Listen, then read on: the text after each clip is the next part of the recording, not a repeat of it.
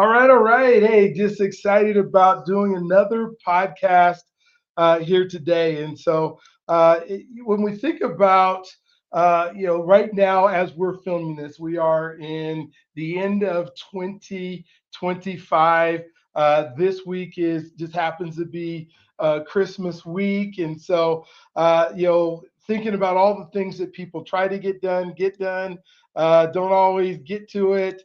It's just fun to go, okay, well, why don't we just do a podcast and talk about what next year may be like? And so, as we do that, today I get to have just an incredible guest on.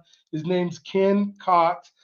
Ken is, we were just talking before the show right now, and he was telling me about all these like things that are going to happen in our world, and he's thinking it's going to happen as soon as 2026. So we'll talk about that. We'll jump into that. I was just watching a whole bunch of, I do a whole lot of AI stuff. My background, I have a master's in educational technology. And I was watching, Ken, I was watching all these, the part of it was 60 minutes, shows that they were talking about stuff coming on. Then I did Stephen Bartlett's, he had somebody come on that was like a 2.5 hour show. Oh my, I can't remember the guy's name, but I was like, OMG, this is hitting at a level that is just incredible. So maybe we'll talk about some of that stuff as well. I think about what does it mean to live boldly in purpose in 2025. I have a granddaughter. I have 8 kids and 16 grandkids. And so December is crazy birthday month. My wife's birthday is in December. Her sister, she has 2 sisters. Their birthday's in December. My dad's birthday's in December. I have a son-in-law's birthday in December, and I have 4 grandkids' birthdays in December. One of them happens to be today. She just turned 8. Another one was yesterday that she just turned 6, and one was Friday that just turned 3. And I'm just thinking about their lives and what that's going to look like, because you're talking about 2026. They're not even adults until 30 something, 35, 36, or something like that. What kind of world are we leaving with them? So we're going to hit all that. Before we do that, I want you to tell your story, Ken. 5 minutes, 10 minutes, 20, whatever you want, how you got to be where you're at. Ken also has a podcast, which is so fun for me because, sometimes you can attest to this. You don't have to just shake your head, yes. But sometimes we get guests on our shows, and it's like pulling teeth sometimes to get them to answer. I've only had a few like that where the guy's like, I was so excited to have him. He worked at the BSU at a historically black, university for 40 years. And I'm like, I can't wait to just find out what happened in 40 years as you talk to all these students. And I ask questions like, so you got to work at the BSU. Were you able to talk to students, about some really cool stuff? Yep. Okay, all right. So you're there and you're working with them. Were you able to kind of see their lives and the things that they do and how they grew up? Yep. I'm like, That's tough. Yep. oh my gosh. But when you get to talk to somebody who has 600 episodes and is used to asking questions, I think what's fun probably for you on just doing it with me is you don't have to control everything and make sure everything's working. And you just get to answer questions and talk. So excited to hear from you. And go ahead and just tell us your story. And I can't wait to chop it up right after that. Awesome, Dr. B. Thank you so much for having me on the show today. I appreciate your time. Very much do. So we're obviously the world's changing, right? We're going into 2026 and we just don't necessarily know what the future looks like. And I'm looking at it from a completely different perspective for most of humanity. I was misdiagnosed with dyslexia as a child in 1980. I've been diagnosed with autism as an adult. But what that did for me was it put me in a very unique position very early in my life. So although I grew up in a very dysfunctional environment, my mother was very, very adamant that I would get the support that I needed. She didn't know what that was, but she fought for it every single day. what we found early is that if I could do work verbally or on a keyboard, I could excel in a lot of ways. So I was put on a keyboard at the age of 7. And around that time, I was also going through a lot of other challenges with my special needs, my neurodivergency.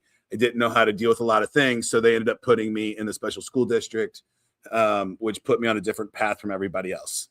And so it was just a very bizarre time growing up. But I always had a keyboard. And my therapist said, Ken, you got to write every day. And I've written about this a bunch of times. But so I started writing every single day at the age of 7 on a keyboard. And in my adolescence, 13, my adoption finally went through. I became Kenny Cox instead of Kenny Schneider. But I was in a lot of trouble, right? Nobody understood me, and I just kind of ran the streets and kind of did whatever I wanted to do. Not much different than today, unfortunately. But, I love it. I love it. So, I get in some trouble, and I can't hang out with my friends anymore. So where I find myself is on Main Street, America, Main Street, Arnold, Missouri, the town that I grew up in. And I'm harassing these small business owners, right? I don't have a better explanation than harassing them, but they take me under their wing and they show me stuff, right? They show me how to, one guy showed me how to solder and how to solder, slot car tracks for adults and stuff, so that we could, so I could earn money and buy slot track time. The pool hall guy let me clean pool tables so that I could earn pool hall time, things like that. Then I started my first company at the age of 14 years old. I started a vending machine company for the pizza place that I worked at. And that puts me into entrepreneurship. And I made a hell of a career from 1999 until 2017, primarily being a liaison between business and technology, being like what you would call a sales engineer.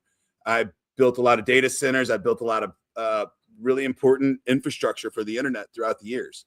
And as we come to today, I guess it was 2022, AI GPT 3.5 hits the market, instantly realized this is different than anything that we've ever seen before. It's behaving differently. I went directly to MIT, signed up for their 16-week AI for Business program, went through that, and have been absorbing everything I possibly can since then to try to be, and what I'm coming to the conclusion now is that I don't think we need liaisons between tech and business anymore. I think we need liaisons between compute and society. And I think that's where we're at. Unless we turn AI off, which means turning the internet off, turning off blockchain, it's going to keep progressing. Our governments aren't ready for it. Our people aren't ready for it. What I know about power and what I know about change, if I try to outpower something more powerful than me, I lose every single time. And change is scary, and people need people to sit with them through it. So those are the things that I'm trying to put together, and the products and services that I'm launching now going into the future are things that support that. Yes. Oh my gosh. Okay. I tried to keep it short. Yeah, no, I love it. There's addiction and chaos and all kinds of other fun stuff wrapped into that story. But that could go for hours. Oh, yes. So, but here's where, like, I think as I'm listening to you and I'm going through my life and I'm thinking about our ages together, I think we might as well have been like a double twin or something, because same thing happened to me, misdiagnosed I couldn't read in 3rd grade at all. They came up with dyslexia or whatever the term was at the time, going into special ed classes, not being able, you had to go to a whole different school. I just had to go into a trailer that was, the back of the trailer thing. Oh my gosh. Yeah. So like, which is worse because the normal kids are watching you go across the parking lot. Well, and here's how bad like high school was. is they decided that we're going to read, like they're going to help us speed up reading. So they give us this machine. So I graduated in '83. So you're a couple years earlier than me. And so they brought us this big machine that had this like dial thing on it that went like this. And it was like that, so we'd read faster. Well, it was in this big box that we were supposed to carry around school all day that just said, hey, the special ed kids are coming in the hallway.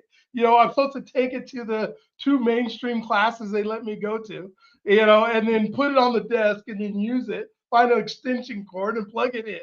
I was like, we just threw them in the trash. And we got in trouble. You can't throw away these equipment, but yeah, and then I ended up going to college. But the equalizer, like you started business, I did the paper routes and that kind of stuff. But the equalizer for me was technology. And I was able then, when I could use, it had a spell check, or it had a way that I didn't have to prove that I could read and write the way you wanted me to, because I could use the computer to be able to do it.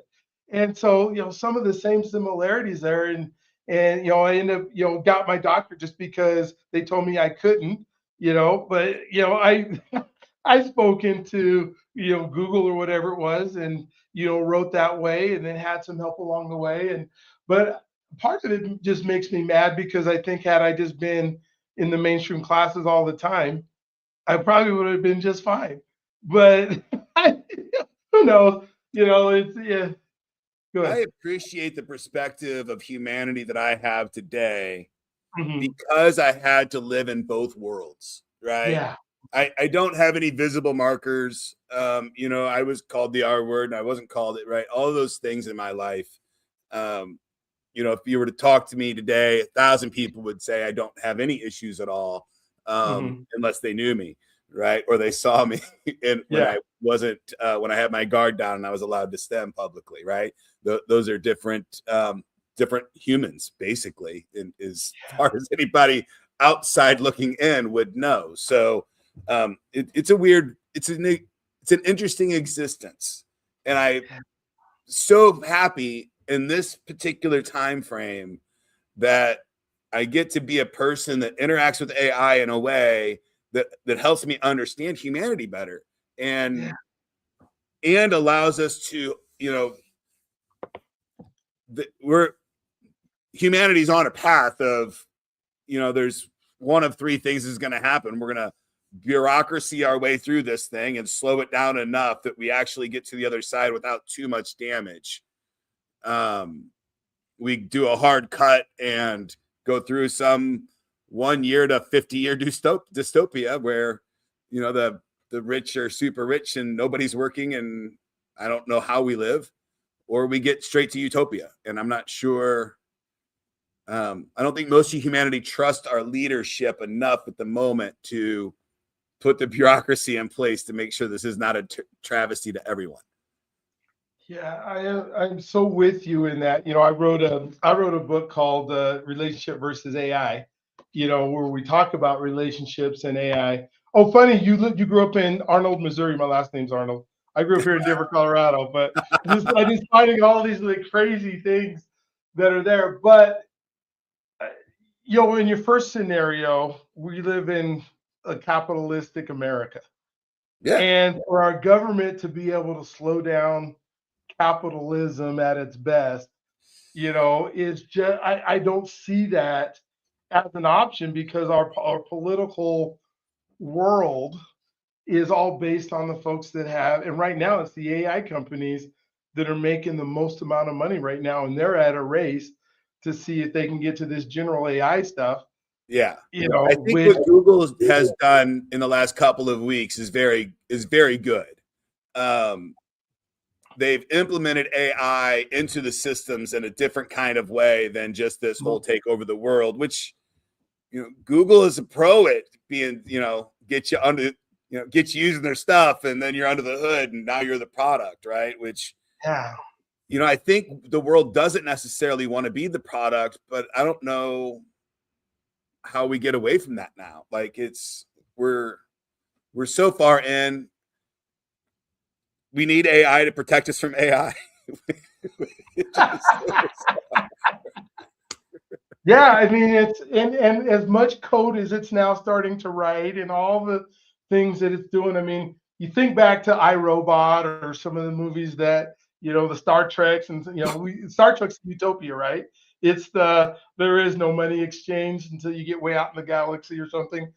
How is in your mind when you think of okay, can the government truly slow it down when you have other countries that we're now competing with, that aren't with us, the Chinas and the wherever it is. Yeah, they Is can't. that, I mean, in your mind, is it a possibility to slow that world's AI use down? I love what you say about Google, but Google's only one company. You think about Sam Altman and OpenAI, and That is he that slowing down, or Elon, that is he slowing that down? that magical 6 or 7 companies Hmm. are running our planet at the moment. Yeah. And there's nothing that I can say or do to prevent that from happening. Right? There's just Yeah. nothing I can say or do. What I do believe, and I'm probably on the very short side here, that companies aren't going to be hiring people next year in 2026. It's going to be very few and far between. If other than building infrastructure, blue collar, like if you're pulling electric cable, you're plumbing, all those things that you're good for a while, right? And so robots are here to take it, but they're coming quick with these new world models. We can train robots faster than we've ever been able to train them before, and the democratization of robotics training has hit. I mean, it's dropping by 100 times a year, I think, with the world models. It's insanity. Mhm. So we can train them so much faster now. So, but that's coming in a couple of years. But if you sit at a desk today and that's your job, and you don't have a job, I don't know who's going to be hiring you other than AI automation and Mhm. AI setup and stuff, because the CEOs just aren't going to do it unless it's HR for HR, CFO kind of stuff that you remove risk from the CEO. Those kinds of positions will still be there. But AI can do the job. So a CEO or a talent is not going to hire a person when they can hire the AI to do it. They're just not. So, that's going to be a big gap in work. So how do we deal with that? And the government's not doing anything. And the only thing I can do is sit with you and teach you how to use AI a little bit. That's why I got ideasframework.com to help people kind of use AI in a way that gives them superpowers, right? Like, Mhm. I think you could just walk away from it. I think you're going to see a lot of societies of more like the Amish, Mennonites. I think those communities are going to grow um, as people just walk away from this, right? But we're going to see conflicts between unions and robots in Oh God, 2026.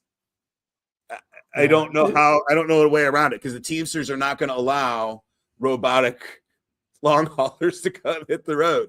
And we're already seeing the Waymos coming in. And I'm not a political guy. So, I figured the best thing I can do is make you laugh. And that's why I started doing comedy. And I've got a big Yeah, comedy no, tournament that I'm working on. And I just, I try to be in the streets as much as I possibly can with people and get the pulse of what's going on. And they're scared. yeah, and when we It's think about, so let's just take our college graduates that just graduated, in May or whatever it was. And now it's December, and they're still looking for jobs. They can't find the jobs. They've been displaced. You talk about the robots that are going to come in. I know Teamsters and the unions are going to have this huge fight, but is the independent contractor now going to take over based on profit and loss margins? Where do these people go that don't have jobs, and what do they do all day? that's well, I would ask first is, how are they going to eat? How are they going to stay Yeah, healthy? Right. exactly. And our government does not have an answer for that today. Neither does capitalism. Yeah, I mean, Right. there's And whose responsibility is that?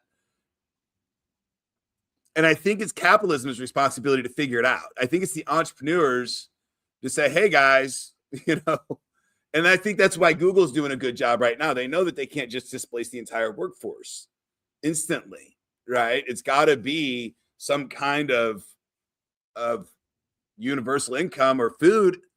Like, I think we got to separate humanity's value from their job title. Do we have enough food? I mean, we obviously have enough food because people are eating now, but how do we get the food into people's bellies without going to the supermarket and paying for it? I think we got to take the competitive nature out of basic food. Yeah, it's just got to be like basic shelter and basic food. I think humanity should be able to just kind of gather as they go. I don't know what the system would be to keep them from overindulging, right? yeah, like the basic on the Matrix or something, right? I think if I don't have a job, McDonald's is saving enough in their HR department and their logistics and everything else that if I don't have a job, maybe I swing by McDonald's and get a minimal meal every day or something. Yeah. And I know it's not McDonald's job to do that, and I don't know the answer. But I would like to think that capitalism solves this problem, or entrepreneurs solve this problem before the governments are forced to. I know. And then, when you think about the distribution of wealth, right? You're asking somebody who has been accumulating those massive amounts of money all they can, and you're going to say, you can't do that. But the leverage that these 6 or 7 AI, and I'm glad Google, like you said, Google's doing what they're, but these 6 or 7 AI companies that run the world, that will continue to run the world, because I don't know how you just stop AI. I mean, you can't just turn off what the Pandora's box has been opened. And it's like, and if we don't have these conversations and we're not talking about it and we're not saying, wait a minute, this isn't going to work. This is happening so fast, and like you said, these robots that are being created right now, I'm just thinking like robots that are in the fields that are creating food, Yeah, why not? Yeah. But why not just have robots, plowing fields and doing all this stuff, and then just feeding the people that for the first time in humanity, we have the possibility to live an abundant nature by default. That just like, I hate the analogy of your pet dog, just food appears, right? Mm-hmm. Doesn't know where it comes from, doesn't care. If he's hungry, barks and food appears. If he's got a good look, a good owner. But, and I think humanity can have that kind of life. I also believe that if you want to work, you should be able to do that. You should be able to find meaning in your creation, and that could be more artistic, or I believe that's going to be in the data centers long term, or next to the robots, working with them side by side, and having that kind of relationship. But what I'm seeing right now is a very clear separation between shut it all down. Like this is like a Second Amendment kind of conversation appearing in front of us for, kind of world that nobody knows what to do. And if you don't understand AI, the only way to get rid of it now is to turn off all electricity. Okay, yeah. That's it. The only way to get rid of AI now is to outlaw electricity, because as long as there's 12 volts somewhere, I can create an AI, because that's out of the bag. We know how to do. We have discovered where they live. Or whatever it is. Pull them out of the ground. Yeah, So they are the aliens that didn't show up from outer space. Whatever it is, however, whatever spiritual, neuroscience, electrical science you want to throw behind what AI is, I promise you, the only way to get rid of it right now is to shut off electricity on planet Earth. Yeah. And we know that's not going to happen, because it's dependent on our ability to live in the cities and have 8 billion people on the planet. Right. How does 8 billion people live on the planet, or 6 billion, whatever it is now? So then you run with it. Yeah. And that's what they're doing, right? Unfortunately, I don't think everybody's running with it ethically. I think everybody's got differences of opinion, and that's running. The benefit, though, is the kid in his basement. The scary thing and the benefit is the kid in his basement is as powerful as the government. Yeah. Yeah. When it comes to technology now, or the differences are slight, right? There's so small difference that, the powers that be, I don't know how they're going to deal with that. I don't know how they're going to manage this at all. But I know that they've got to be frightened. Yeah, I mean, and you think of, like, when I think of our government, right? They're people just like us. They're just got to be just as frightened as we are, as they're trying to live in a world that's even 20 years old. As technology goes 20 years into the future, we're still trying to solve problems from 2008, 2009. 15 years ago, our government's they can't keep up. I mean, it's just Dr. B, there's I watch a lot of the guys from Google, and I practice and I study their business models and their tactics and their strategies. And Steve Jobs was famous for being that, hey, I cannot start new innovation inside this system. So if we're going to start new innovation, we need to create a whole brand new department. Like, it cannot have any of this stagnation from the old system at all, because it's got too much system cache. It's got too much system history and too much system memory in it. And that system memory will leak in this new way of doing it. And I don't know how we do that for humanity. But it sure as hell feels like that's the approach that needs to be looked at. Capitalism has been a breaking a linear system for profit for a long, long time. And I love capitalism. I think it's the greatest way to move achievement fast in any kind of system. But the concept of digging, burning, exhausting is how we use the way to make more money in capitalism. And there's no ethical requirement to recycle that exhaust.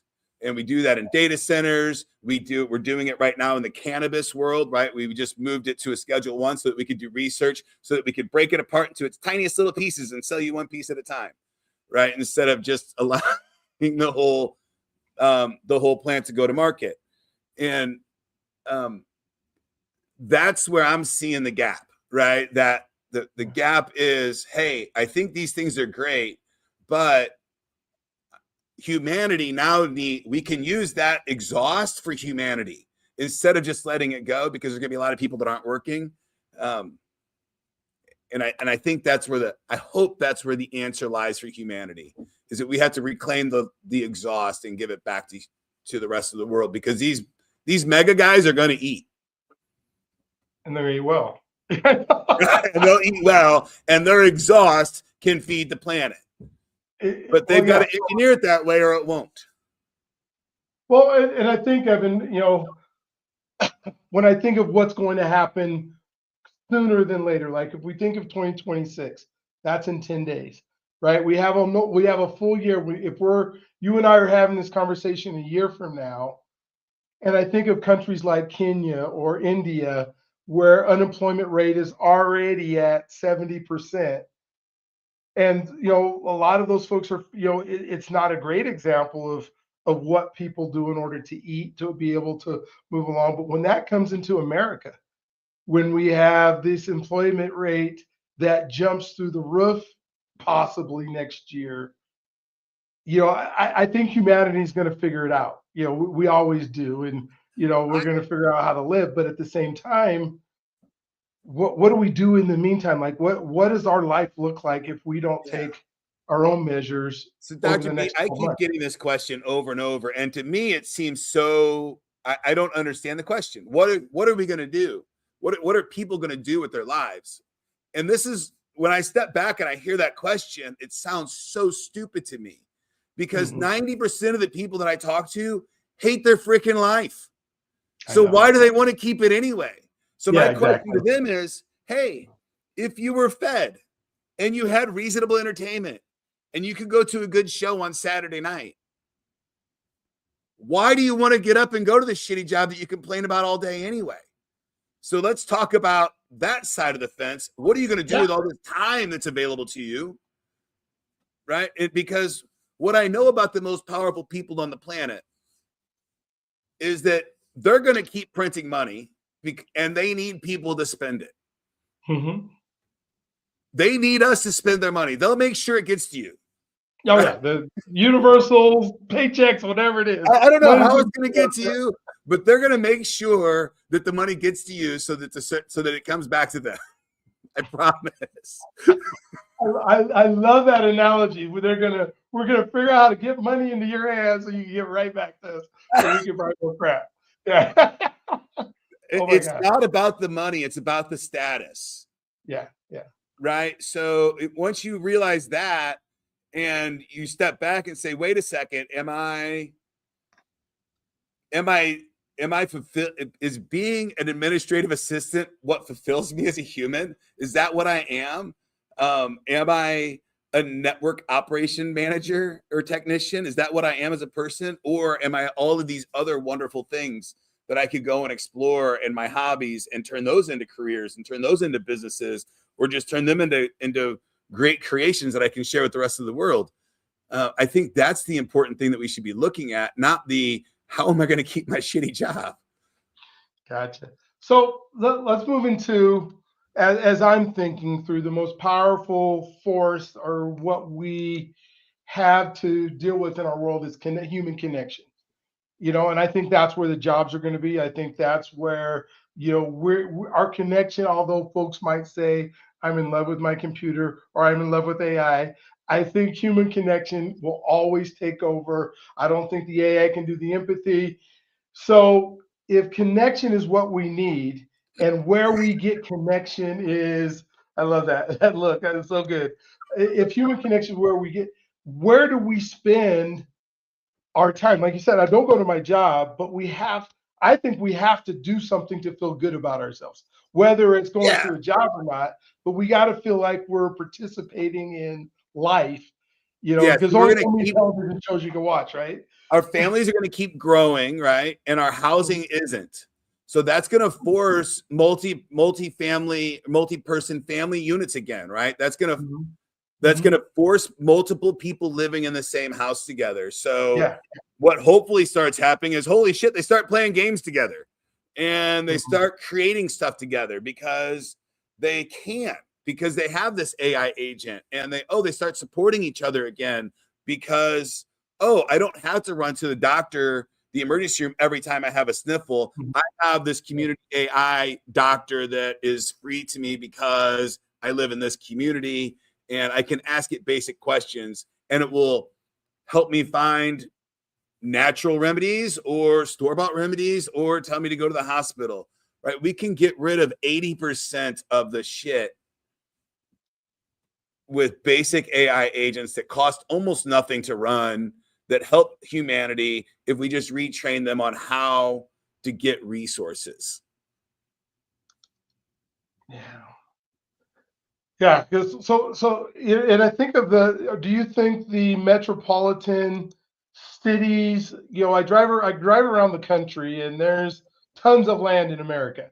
I mean, you drive from the Northeast. So do you think we disband cities, or we continue to try to live on top of each? I think of crime and things will happen when people are left to their own devices. I don't know of a community in the country today that wouldn't say that their homeless issue isn't on the rise and crime isn't on the rise. I don't know of any right now. I know that my community, homelessness it's here, right? It hasn't been here in 25 years since I've lived here, and it's here today. I think it's common sense that some of those issues are popping up already. Hopefully AI helps us resolve those issues, right? And then we can humans are wildly philanthropical. I'm not saying that correctly, right? Yeah, they like helping each other out. And if we can teach people to say, hey, I'm sitting here and I'm bored and I need something to do, one of my superpowers is that I started writing at the age of 7. And then I got into technology. And when AI came along, I'm like, oh, I'll train my AI on the shit that I've been writing since the age of 7. So I disagree that they can't have some empathy. Right. Yeah. Okay. But at the same time, I can use that to say, hey, I'm kind of bored today. What are some things that I could do that would fulfill me as a human? Because you know me pretty well, that would fulfill me and help my community grow. Right. And that will help you get there. Okay. It'll give you ideas. It won't go, oh, you're a big dummy. You're not going to do anything today. But we have to let the world know that that's the kind of power that is in their hands. Right? If they're just willing to talk with it and be vulnerable with it. And if you're vulnerable with it, you will get phenomenal results back. I don't suggest being vulnerable with the open source models or the big corporate models that don't say they won't sell your data. Read the terms and services very, very well and understand what you're giving it. But the more data you give it about yourself, and as you're looking for ideas and ways that you can grow as a human, the better it's going to help you. We have every therapist, we have every book that Tony Robbins, all the best coaches in the planet are jammed in there. All their content, right? All the best doctors in the world that have ever written or published anything, it's jammed in there, right? And then they get to collaborate with each other and come up with ideas for you. Yeah, no, and you say like all the stuff is jammed into it, all the wonderful things. I believe cancer probably is cured in the next 3 years. Like that because of the AI, because of the speeds that they can now do the research and all that kind of stuff. I mean, there'll probably be some other disease that shows up as a result. But then I think on the other side, like RoboCop, you and I grew up in the RoboCop series and eras, right? So are we going to create a robot for every person who's committing a crime that follows them around, and we get rid of prisons because they can't commit crimes because they got their own personal robot following them around? I mean, are we close to that now? Or are we, I have a different, I'm a bit older than you. Yeah. And I come from a time before corporal punishment was illegal. Oh, yeah. Right? So I come from a time where they literally attempted to shock or beat autism out of humanity. Oh my gosh. Yeah. So I have a different view than most people, that especially younger people than me, right? Because if you're 10 years younger than me, you have no context about this at all. Oh gosh, yeah. Institutions in America, the electrocution, because electrocuting autism was like a very common practice. And if you don't know what that is, it's rubber block in your mouth and they electrocute you. Yeah. I have a different idea on establishment and holding people in boxes on our planet. Okay. Agreed. Unless you are actively violent or actively a threat to humanity or other people on this planet, I do not believe you should be restrained in any way, shape, or form. I'm with you. And that's just in any man that believes they have the right to do that to another man on this planet. I just have a disagreement with them about that. So I'm with you. Yeah. Well, you see the mass incarceration and the business that it has become. It's not there because they're trying to me anyways, it's there because it's a huge capitalistic business that people make millions and millions of dollars by putting another man in a box for their life. If Satan lives in America, he lives there. Yeah. Okay. And I don't have a better way to say it. I'm with you. Yeah. It's a horrible system. It's not good for humanity. It's not good for anything. I don't know how to fix it. I can cry about it once a month when I think about it.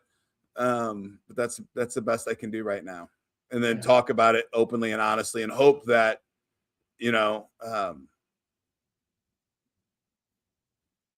it's scary when you have authority talking about what's right or wrong and saying, if this is wrong, then I have the right to put you in a box, or I have a monopoly on violence. Wow.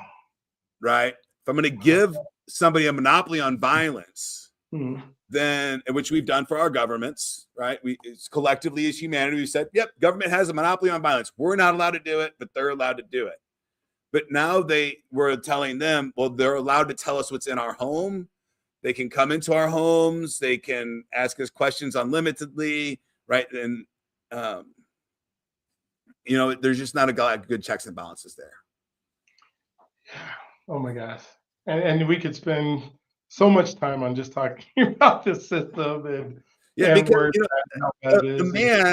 a man that has food or a woman that has food, entertainment, and some kind of hope is not going to be a violent person unless they're sick, right? Get them the help, right? Get them the and then they need help, and that's just how I sit back and look at humanity, and I look at our system, and I'm like, oh, we just beat the sick, and it just doesn't make much sense to me at all, and so and when we think about, I want to jump into our sicknesses as well. I'm thinking that AI is going to figure out ways to cure a whole lot of our diseases and a whole lot of our illnesses. You know what it does so well, and I cannot wait to see this interface. What humanity does not appreciate nearly enough. I know they try to teach us this in elementary school with the phone game, right? Say a word, pass it down.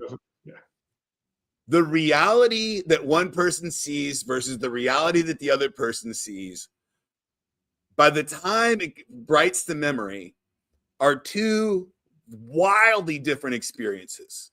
I'm not just talking about from the angle that they're looking at it. I'm talking about the fear filter that they ran it through. So how much of the data did they actually get? How much did they hear? How much did they see? How much did they taste? How much did they feel? And how much of all those things they committed to memory?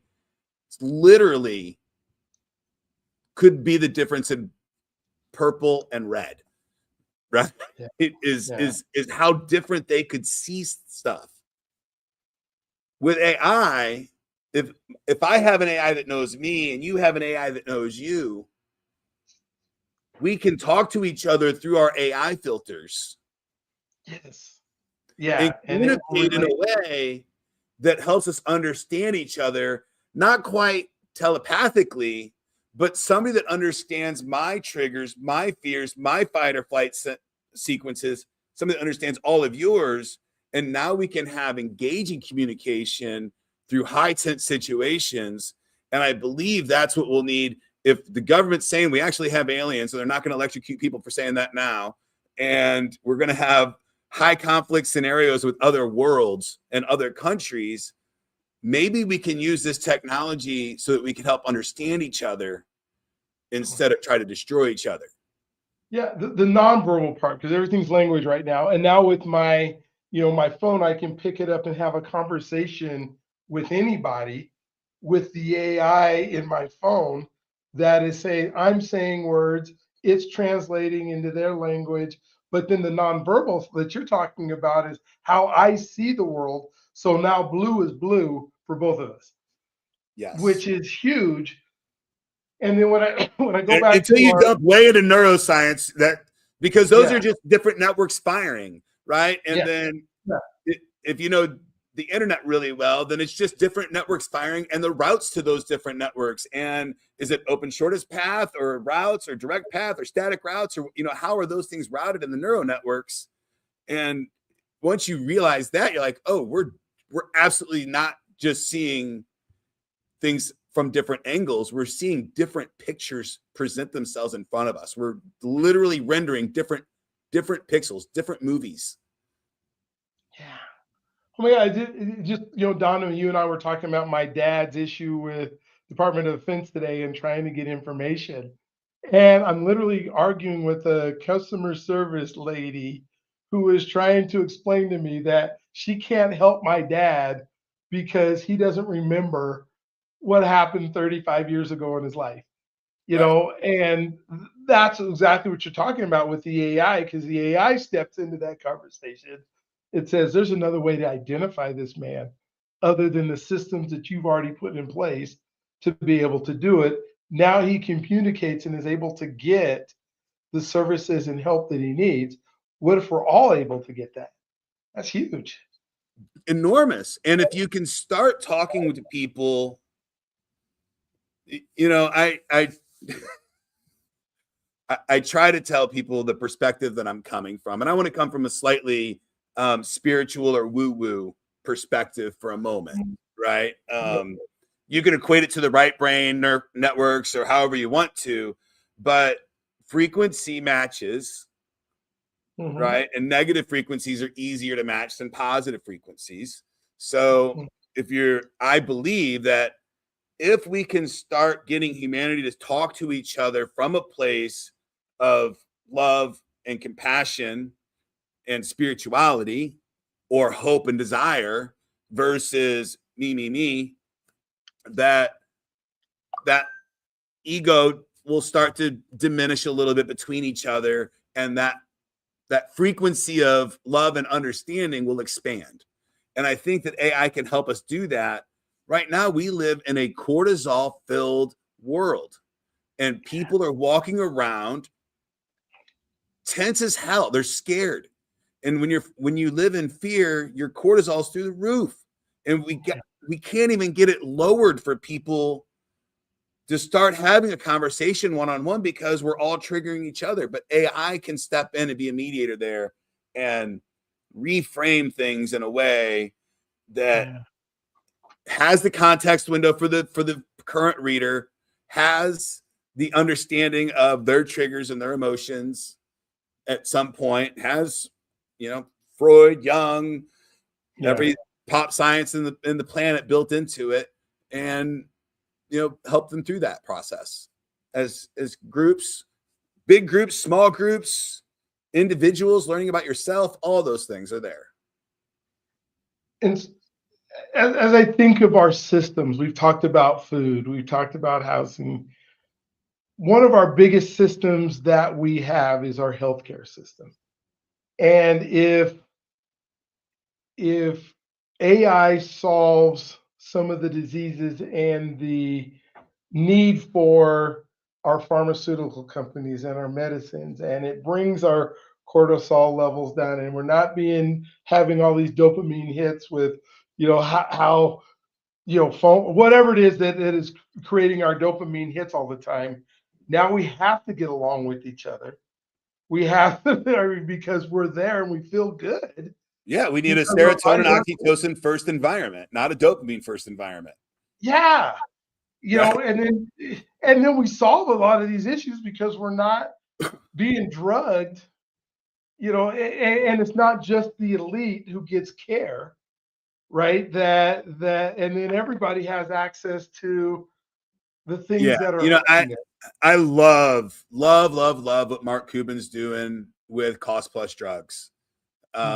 Those kinds of initiatives by entrepreneurs, I think, are what's going to solve the problem. I think my opinion on the problem is that you have government bureaucracy stating that everybody needs medical insurance so that they can get health care. When I was a kid, we had a free clinic up the road. You showed him dad's paycheck and you got the shot for $6, right? Like, it was community based. It was free clinic. It didn't have all this bureaucracy, and it was a tremendous amount. The perceived execution was much better, at least from my perspective.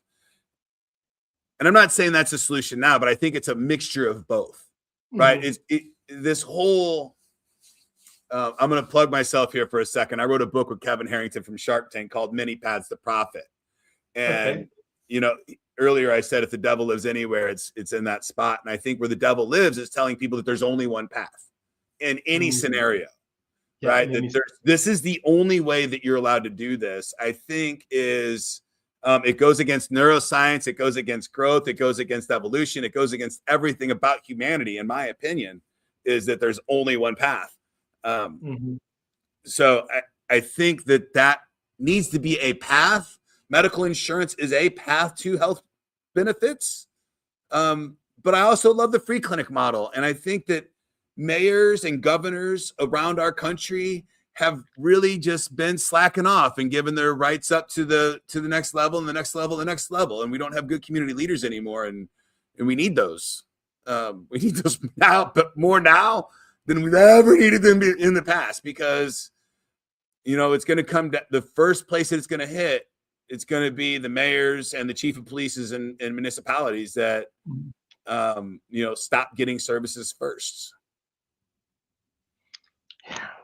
And does AI break up failed systems, or can it, or will it? I mean, I think our healthcare system is a failed system in its current state right now. I mean, that's we can just talk through it really quick. Yeah. 90% of the jobs required for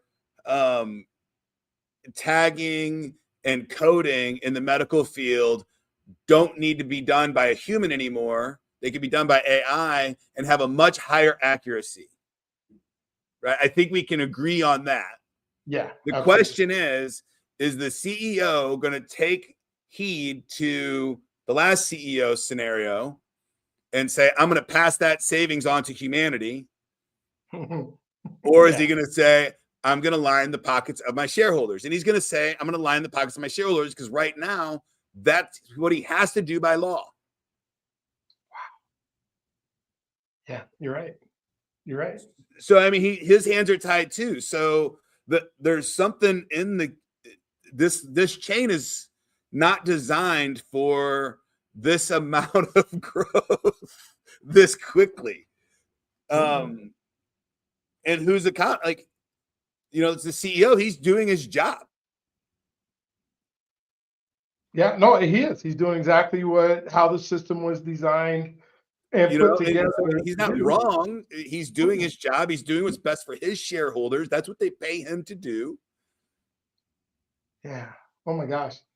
Yeah, I can think about even the pharmaceutical industry, where once AI starts solving some of these, quickly solving, where you don't have to do 10 years before a drug can come to market, and all the stuff that goes on to that. Well, and you've got a doctor, Dr. B. So, and the question that I would have is, does a human have a right to work with their local computer AI and a CRISPR system to modify their own DNA? Ooh. Wow. And I don't know the answer to that. Level. Yeah, I don't either. I never even thought about that level of what AI is capable of doing. Oh my gosh. Now, let's say that person is nonverbal autistic, but can type. And believes that they've come to a solution that they can use CRISPR to change the protein that will connect a neural network from their cognitive to their linguistic system. Is that, we're living in a world right now to where in America they're legalizing psilocybin to make that happen naturally. Yeah. Oh my gosh.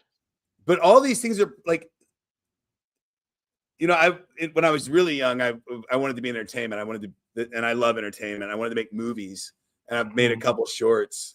And I remember when I went into IT and building data centers, people would ask me like, can we do that? And I'm like, we've made like the moon come up in the middle of the day and move. Like, we can do anything we want to do as long as we get creative with it and we can figure it out. Like, if I can make the moon come up in the middle of the afternoon, well, we can do anything. Yeah.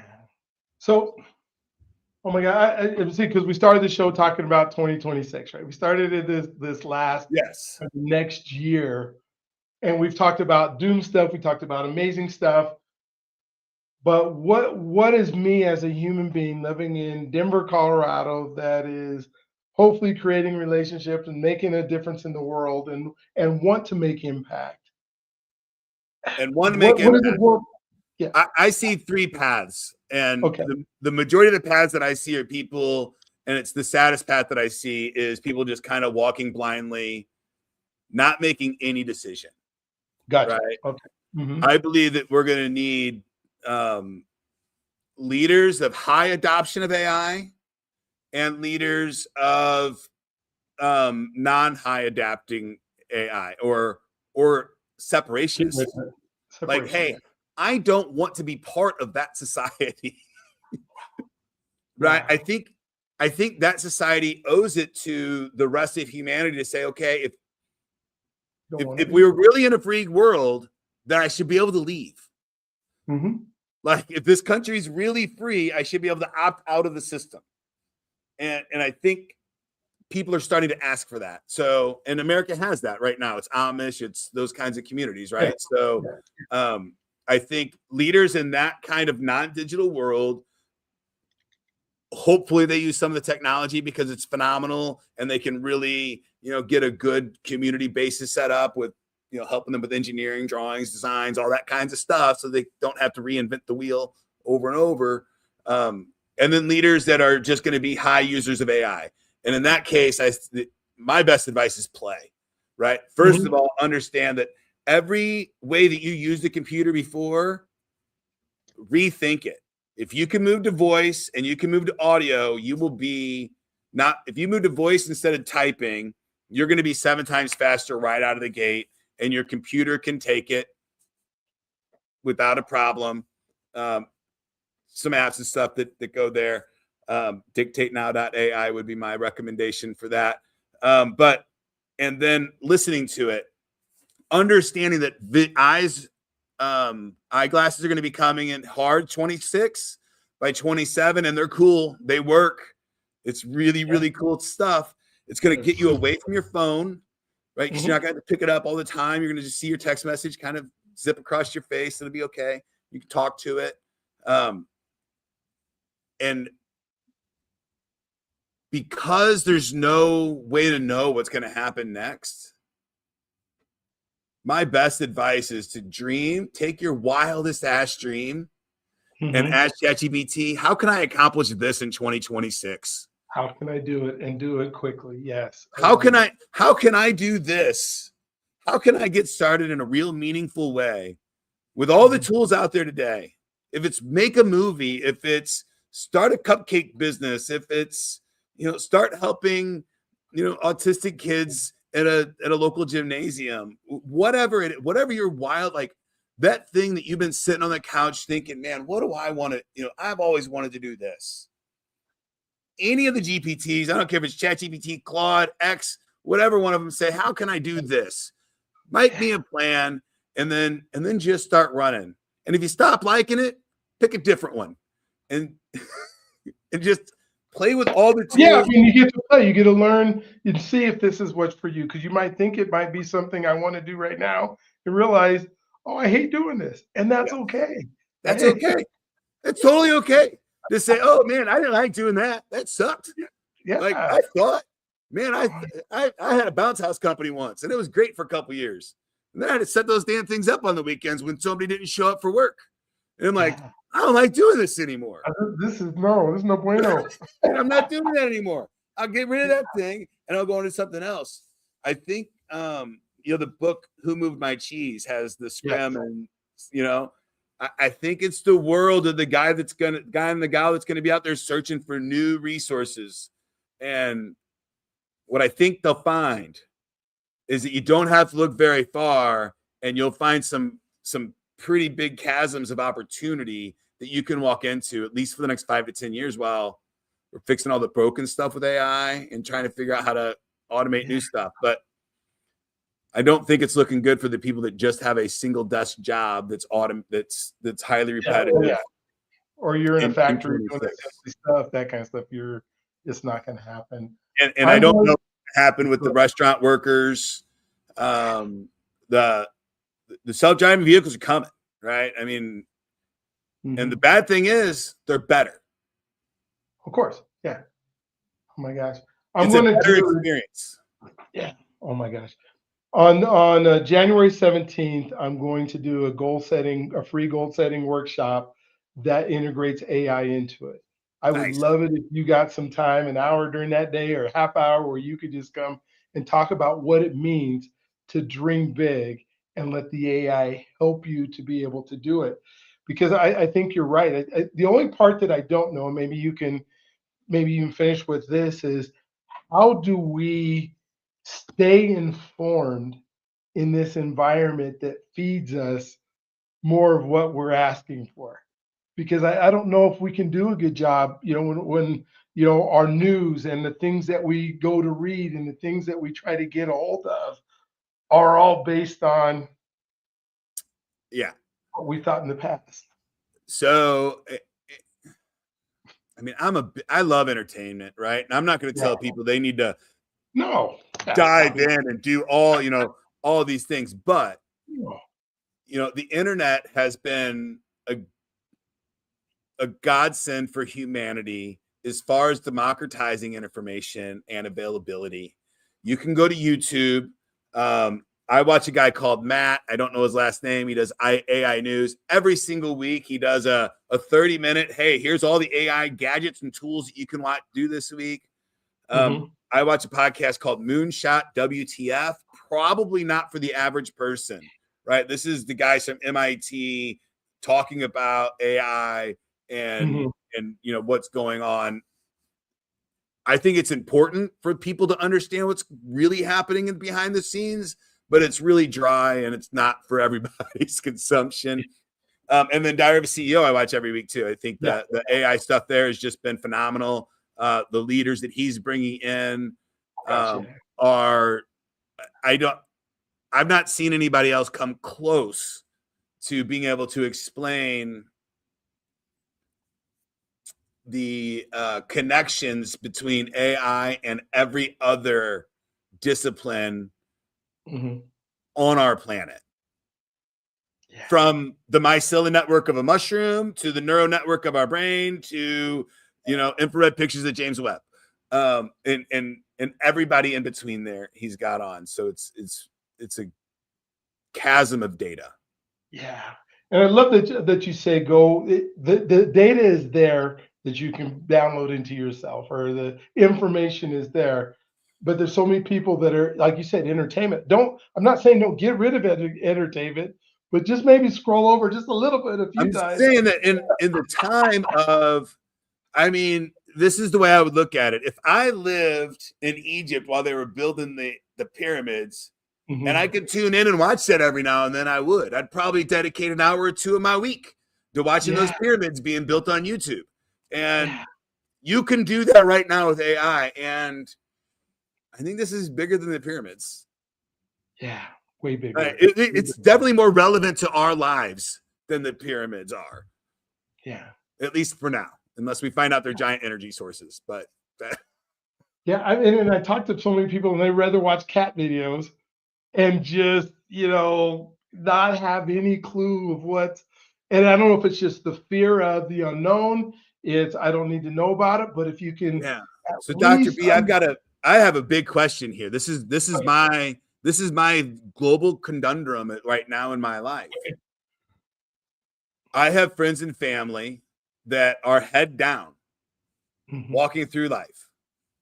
As a leader, do I have the responsibility to pull them out of that from my community, or go find other people that are going to understand it, move forward, knowing that I don't know that I can get through the fear of them ever, because they're in a fawn or freeze response at the moment. And they're telling their leaders to leave me behind. I don't want to go. That's what they're telling. The people that are in that world are saying, I don't want to go. And there's a lot of them. And I don't know what to do about that. That's the binary decision in my life that I'm struggling with the most right now. Yeah, that's exactly the reason I wrote the relationship book. And as I think of it, my responsibility is learn all I can, communicate with as many people that I can that are going, because when this hits, they're going to come running to me. They're heads down right now, but when some of this stuff hits, where let's say as parents and they got kids and everybody's at home now because folks don't have jobs, and they're trying to figure out, well, how are we going to eat this week, or how are we going to, because food prices and gas prices and fuel and energy all keeps going up, and then all of a sudden it's not there anymore. Who are they going to come to? They're going to go, what do we do? It's going to be too late. It's going to be too late. But I know. I know, but at the same time, we can't spend all of our time, just keep letting them know, I guess, and love on them, and keep saying this is coming. This is. I even try to send like diary CEO out to people that I know. Just watch this. You don't have to do anything. Just watch it so you're informed, so you know Yeah. what's going on. And yeah, they just sit there or scrolling on these little 30-second entertainment. So the question is, I believe that a lot of them don't even hear it. Yeah, you're right. They I agree. like the whole perception of we're literally watching different movies in different color and different settings across the board. I'm not even sure that they hear the words coming out of our mouths. Yeah, you're right. You're right. You're so right. Yeah, I agree. They don't. It's the same. The habits that they've created or we've created, and then I'm a recovering addict, and I'll say that my ex and I will have this conversation. She's like, "We told you 1,000 times." I'm like, "Well, I don't believe that you did," and I never heard it. So, yeah. and I know that they all love me, Mhm. right? So I'm sure that they believe that they said things, and I believe that they did everything that they could. Mhm. They just didn't use words that would resonate with my body and my frequency at that time. So if that's Wow. the case, as other leaders, how much responsibility do we have to go to those communities and meet them at that level and help them come out of that, which is hard. But I think it's everything, because if it's not, they're going to, I'm a data center operator. They will, I'm at the, I've seen Teslas in LA. They're vandalized. Yeah. Yeah. And I want to go back to like where you were talking about earlier, where in the neuroscience of it, the AI can help us in that communication. So maybe this is something that we have to team up with our AIs to reach our relatives or our people and our friends, figure out where they're at, download as much of them as we can, and say, "Hey, how do I communicate this to this person? Because it's not going in right now."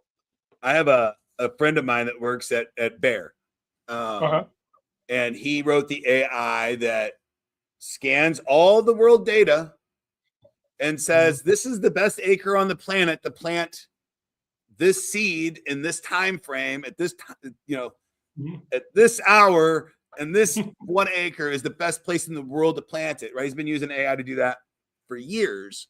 I just don't think people realize that can be that kind of power. What you're saying is the same deal. Like, hey, this is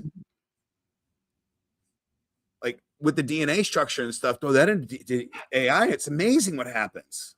Yeah. It looks magical. Mm-hmm. It looks more like magic than anything else. Yeah. Oh my gosh. Especially if you come from x86 compute. Yeah. Yep. And Yes. Yes. especially if you were the i386 kid. Yep. Going through your P, and then now you see and yeah. Oh my gosh. instantly you're like, this is like nothing I've ever. This is completely different. And then when you go in and you start researching it, and you're like, oh, this is not compute like we've ever done before. This is inference. Yeah. Oh yeah. This is inference. And as far as I can tell, Dr. B, there's no difference in human inference and AI inference. Mm-hmm. I can't tell. I can't figure out. I can't tell either. I mean, maybe there's some super brain people that can see the difference. I don't see it. Yeah. I remember the punch cards and trying to get the thing to add up to 25 and then to go and to literally pick up my phone today and have conversations with another being person, whatever it is, that are full out conversations that are helping guide the things and some of the decisions that I make because it has the information that it can give me that I can make a good decision. Where even 5 years ago, 8 years ago, I couldn't make the same decisions I make today with the information that I had because I didn't have access to or if I did, I didn't know how to access the information that I needed. Yeah. And So I do coaching, right? I say I'm a creativity coach, but when I'm training people creativity, it's really like breaking down boundaries and all kinds of other stuff, right? Because you got to look deep inside. And so I deal with a wide range of kinds of humans, right? And this is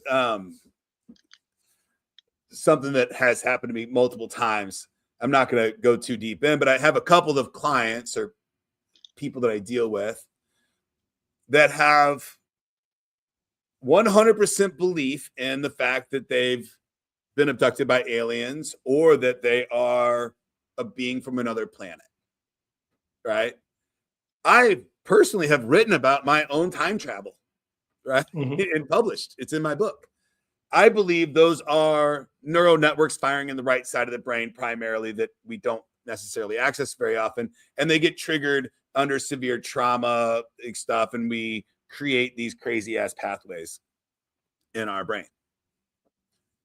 Historically, I would have written those people off as crazy, right? They're crazy. I can't help them, blah, blah, blah. But working with, and I have an offline AI that I work with on my computer at my house, right? So I give it all these information. And what I was never able to coach through before, and what I came to the realization is the AI is like, well, if somebody told you that they believed in Jesus, you would take that at face value. So what's the difference if they think that they're from an alien? Yeah. And I'm like, well, because my society's never let me allowed to believe that. It is one. But in the AI is like, well, it doesn't make them any crazier, right? This is just their belief structure. They're not hurting anybody. Why does it matter? Like, okay. And then I realized after talking with the AI about these are vocabularies that humans evolve to help themselves through trauma and help themselves communicate their emotions. And we've dismissed them as crazy or whatever, but we don't have a way to disconnect that neural pathway memory, and maybe you shouldn't, but we don't have a way to describe it either. And I'm not a neuroscientist, but that's as much visualization as I've done of the neural network and thinking about how humans think. That's the best way I can describe it at the moment. I hope I didn't go too far off. No, I am I'm intrigued because excuse me, as we kind of wind down now and start thinking about, okay, what these conversations have to be had. And if it's the AI that helps us have these conversations so we can make sense of our world and ultimately be in connection with others, I think I still believe we have to be in connection with others. I don't think we can just, and that's the most important thing we can. If that stops, we're done. Like, there's just, humanity's over. I don't think that's what humanity wants. I think we want to strive and thrive. I think humanity at the moment is seeing the emergence of global fear for the first time, humanity's looking at something that could be a predator. In 20,000, 100,000 years, right? So for the first time, we're looking at something that could be a predator. And we're looking at two things that can be a predator. Our government's saying there might be aliens, right? And now we have this AI thing. And the only reason that we can run tribes bigger than 100, like the apes and the gorillas, is because we look at another tribe and we're like, they're probably not going to mess with me. And we get to walk by, right? But we're getting to the point where we're like, I don't know if they're going to mess with me or not. Yeah. Oh my gosh. So cool. Ken, this has been an amazing conversation. It's been fun. It's been so fun. What didn't we talk about that you want to make sure that everybody, that our listeners all know, and how, whether it's getting a hold of you, watch your podcast, all the things that connect us?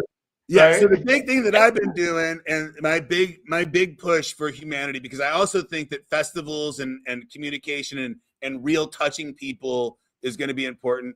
And I believe that humans need to be able to create their own brands and go out on their own. So I've started a comedy competition called the goldencox.com. It's goldencox.com. Starts February 8th is when open voting starts. So anybody out there that wants to be a comedian, put up their 10 minutes and we're going to have a great competition. And right now I'm still looking for judges. So I've got some great celebrity judges on board. What we want is the lead with, compassion and spirituality and love instead of ego and fear. And that's the kind of comedy that we're trying to join. And I think that the best way to do that is to get microphones in as many people's hands as possible and get out into the world. So that's my attempt at softening this blow. Gotcha. Oh, I love it. Thank you for doing it. Thank you for bringing out that, with all the fear and the things that go in the world, bring out the thing that makes us most human, I think, is laughter and humanity and the I wanted ability. to start a comedy competition, and I'm using AI in a massive way to help me do that. So I'm putting my money where my mouth is, right? I'm doing what I'm telling other people to do, and I'm writing about it every day and sharing that stuff. So, you have the ability today to do literally. You have the ability to chase your wildest dreams. I love that. And I love what you said about whatever that is. Talk to AI, figure out, ask AI, how do I do this? Yeah. Oh my gosh. Yeah. Yeah. Well, thank you Absolutely. again. It's been a fantastic conversation. I can't wait to have more with you. I'm going to try to convince you somehow to come on the 17th for just a little bit to talk about, what does it mean to set our goals? What does it mean to go to the next planet while we do it? Are you going to Podfest? I need to. I did not have not signed up for it yet, but I need to go to Okay. Podfest. I'll be speaking at Podfest, January 15th. Okay. Yeah. Why have I not signed up for that yet? I need to be there. I'm gonna go find you. I'm gonna be there. Yeah. I said I was gonna go. I told myself I was gonna go, and then life happened, right? I haven't even looked back into it. So, oh Absolutely. my God. Yeah. So definitely we will be there. So having a fantastic day. For those of you, if you haven't watched any of these episodes before, we just keep having fun. We keep doing it. Go ahead and subscribe, notifications, whatever those things are, so that you can continue. My advice is get on something that's going to improve your mind, improve your knowledge, improve what's going on. Entertainment is great. We all need entertainment. And sometimes you can learn through entertainment. But if all you're doing is scrolling back and forth and hitting those dopamine hits, learn most about the world as you can. And we will continue to bring the best stuff that we can. So you guys have an awesome, incredible day. Don't forget, to me, your God's greatest gift. And we will talk to you on the next one. Have a good day.